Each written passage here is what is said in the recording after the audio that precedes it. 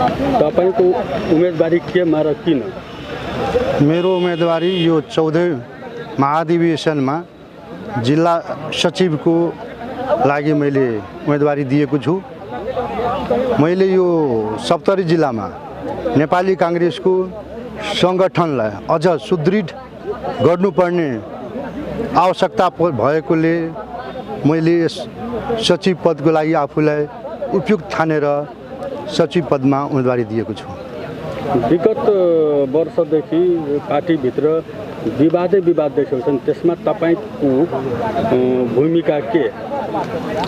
यसमा चाहिँ विगतदेखि जुन पार्टीभित्र सप्तरीमा विवादहरू देखिएको छ त्यो परिवारवाद, नातावाद, कृपावादले गर्दा यो भएको हो र आउँदो दिनहरूमा आफ्नो भावी जुन आफ्नो साथीहरू छ त्यसलाई नेतृत्व हस्तान्तरण गर्न नचाहेकोले यो विवादहरू आएको छ। त्यसकारण जुन युवा पिँढी छन्, युवा पिँढीलाई पनि हस्तान्तरण सत्ता भनौँ न नेतृत्व हस्तान्तरण गर्यो भने त्यसले युवा पिँढीले थप ऊर्जाको साथ पार्टीलाई सुदृढ बनाउँदै अगाडि बढ्नेछ। अनि तपाईँ सचिव भनेको पार्टीको संगठन विभाग प्रमुखको चुनाव लड्दै हुनुहुन्छ। तपाईँ चुनाव जितिसकेपछि के गर्नुहुन्छ? म चुनाव जितिसकेपछि सम्पूर्ण साथीहरूको मनोभाव, इच्छा र समस्यालाई समेटेर समाधान गर्ने र पार्टीलाई अझै सुदृढ बनाउँदै लैजाने प्रयास गर्नेछु।